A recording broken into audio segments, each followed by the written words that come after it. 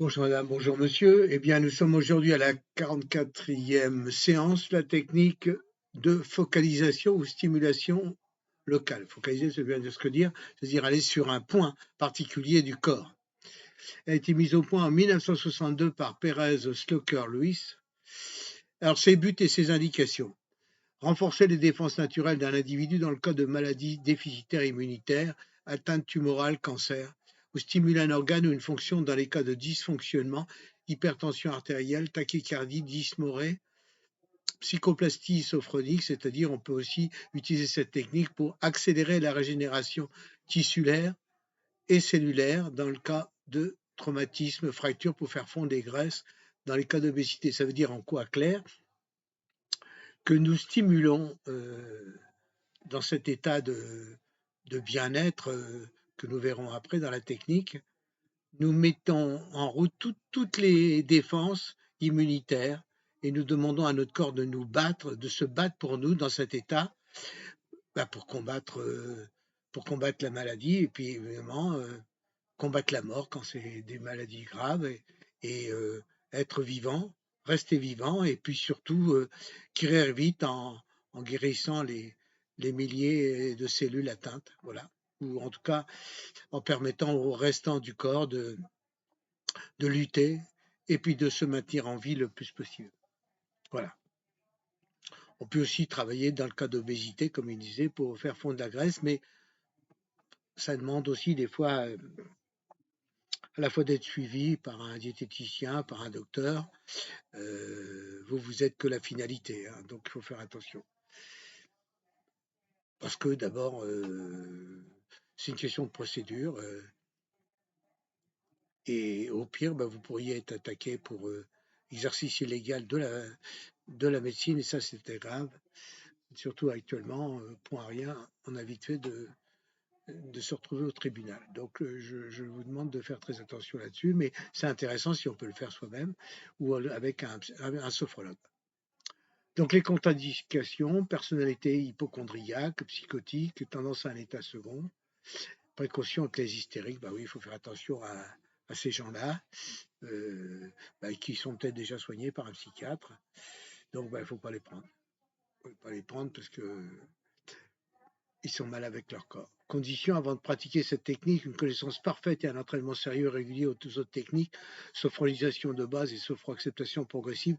Ça veut dire en clair à peu près 10 séances de sophrologie pour avoir le cycle complet de toutes les techniques principales pour ensuite être assez armé pour pouvoir vraiment focaliser parce que mieux on est dans son corps grâce à la sophrologie et mieux on peut lutter que dans le cas d'atteinte grave du corps. Voilà. Donc la sophronisation de base, on va la voir, c'est simplement la relaxation de tout le corps à partir des 6 points. Et puis la sophroacceptation progressive, c'est le futur, c'est-à-dire se programmer après la guérison, après la fin du traitement et puis de cette technique de focalisation, en se disant voilà, ça y est, je suis guéri. Et avec un état évidemment de bien-être, comme si vous en parliez à quelqu'un et vous étiez sorti de cette longue période d'hiver, je vais dire entre guillemets, difficile quand on est gravement malade. Voilà. Donc à partir du moment où vous êtes dans un état positif, vous luttez, vous êtes bien, et quel que soit le résultat, vous avez vécu intensément pendant cette période. Je dis ça, c'est peut-être un peu difficile, mais qu'est-ce qui est le plus beau, c'est la vie. Et la vie, il faut la vivre jusqu'à la fin, jusqu'à la dernière seconde, comme si on avait un projet. Le projet, c'est de survivre, surtout quand on est jeune ou quand on ne doit pas mourir. Quoi. Voilà. Voilà. Donc, on a parlé de ça.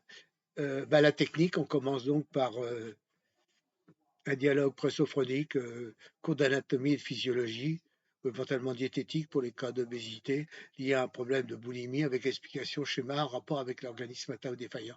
Oui, c'est important parce que je me suis aperçu quand je suivais mes cours de sophrologie avec le docteur Guy Schun, qui était psychanalyste en même temps, et, c'est qu'à chaque fois qu'on a fait des cours, par exemple sur la boulimie, sur l'obésité, et il y avait beaucoup de dessins, il y avait, bah, de connaître déjà tout le système digestif, Et ça permet ensuite, quand on est à visualiser, on visualise déjà un dessin, on visualise un parcours, et c'est là qu'est l'intérêt, c'est que on rentre dans son corps, mais en même temps, c'est comme si on avait une caméra qui rentrait dans son corps, et c'est ça qui est très important, car je pense que l'effet est encore plus important quand on sait l'effet de positivité de la conscience, mais aussi du médicament, des traitements, de la chimio, de tous les éléments qui vont lutter contre la maladie.